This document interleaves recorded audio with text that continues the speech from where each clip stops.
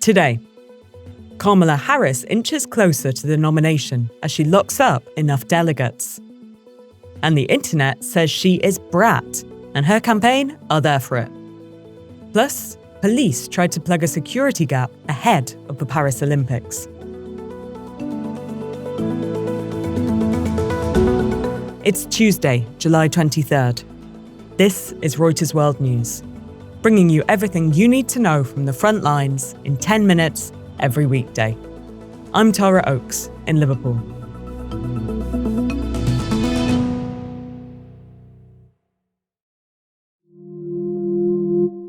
Vice President Kamala Harris heads to the critical battleground state of Wisconsin today, where she will campaign as a presidential candidate for the first time. Less than 36 hours after President Biden withdrew from the race, her campaign said that enough Democratic delegates had now pledged to endorse her, clearing her path to the nomination. Before those numbers were confirmed, Harris was in Delaware, speaking publicly for the first time since Joe Biden's announcement. And it is my intention to go out and earn this nomination and to win. Since Sunday, Harris has been raking in campaign contributions. Her campaign says she has raised $81 million since Biden stepped aside.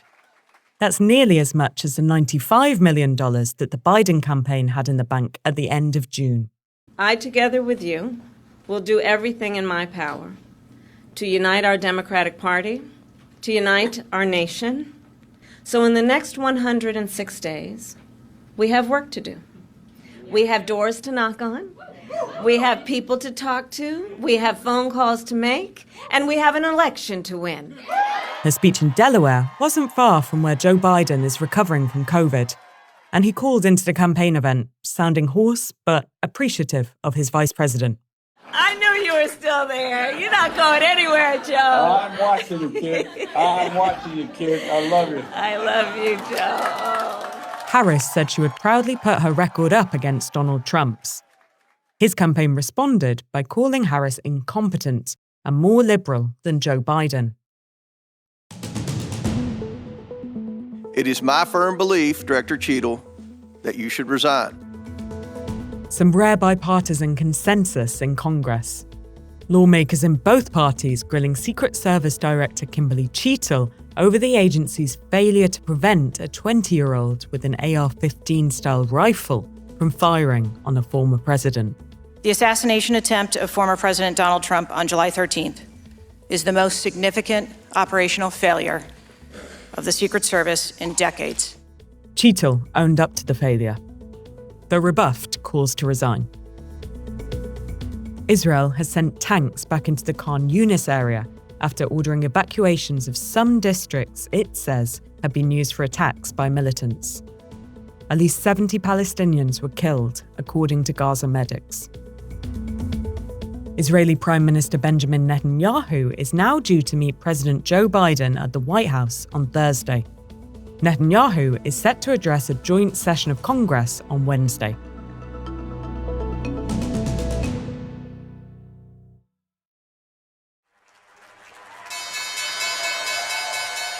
Over on markets, investors are flicking the switch from politics back to earnings. Kamal Crimmins is here to tell us who's in the spotlight. So Tesla and Google parent Alphabet are reporting results after the market close, and weaker than expected results could spur investors to pull money out of tech. Investors in Alphabet are also going to have questions about its failed deal for cybersecurity startup Wiz. Wiz turned down a takeover bid of as much as $23 billion. It's sticking with plans for an initial public offering instead. What about plans for this week's Econ World podcast? Well, I did have plans to dive into Swiftonomics, which I know is a topic close to your heart, Tara. But given the week that's in it, I thought it made more sense to look at President Biden's economic legacy. So we're jumping into Bidenomics instead. I'm ready for it. With just days to go until the start of the Olympics, French security services are racing to plug any intelligence blind spots to keep the games safe. That's led to a scramble to reach out to Tajik and Central Asians in the country, in some cases in the form of police calling Tajiks out of the blue and quizzing them about their communities. The efforts come in the wake of 2 major global attacks allegedly carried out this year by Tajik members of ISIS-K, a branch of Islamic State. Gabriel Stargardter has been reporting on the story.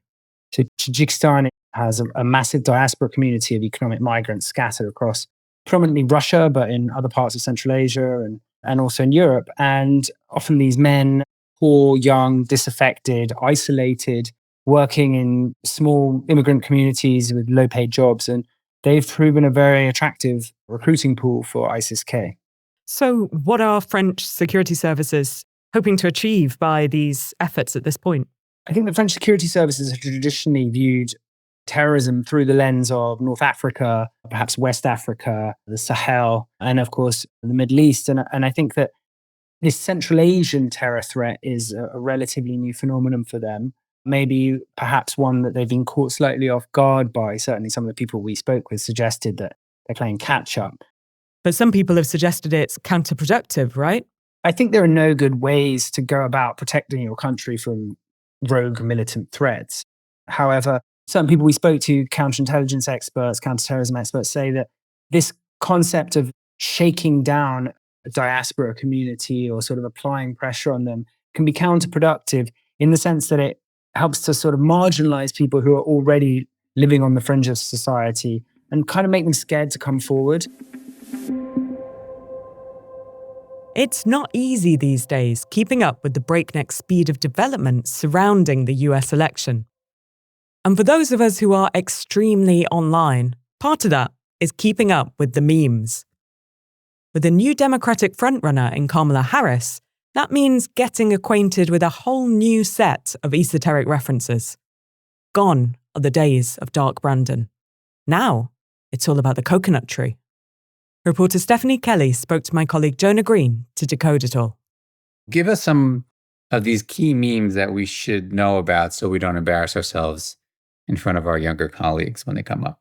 Users calling Kamala Brat, and that is after pop star Charli XCX's very recent and viral album, also called Brat.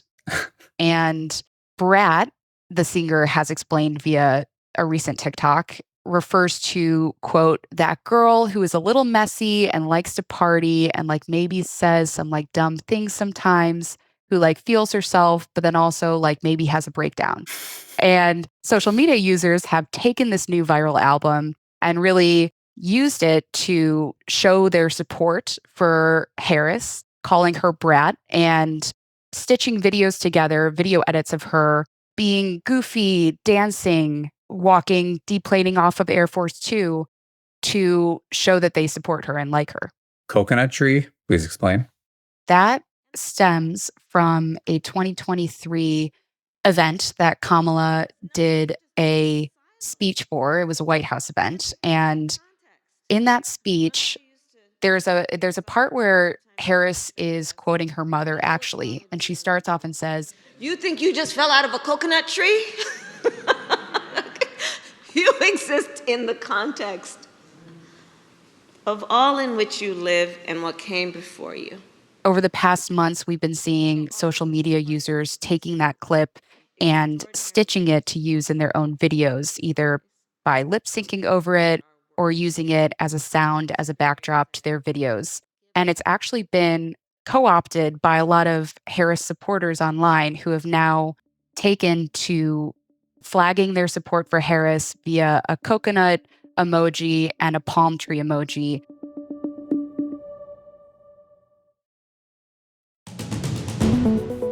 Before we leave you for today, here's your recommended read. If you liked yesterday's one about environmentally friendly milk, then you'll love this about sustainable sake. A small indoor Japanese brewer is using music to activate the bacteria in the fermentation process and using special machines which use less energy than a typical open-air brewery. You can find a link to the story in today's pod description. And for more on any of the stories from today, check out Reuters.com or the Reuters app. We'll be back tomorrow with our daily headline show. And to never miss an episode, subscribe on your favourite podcast player.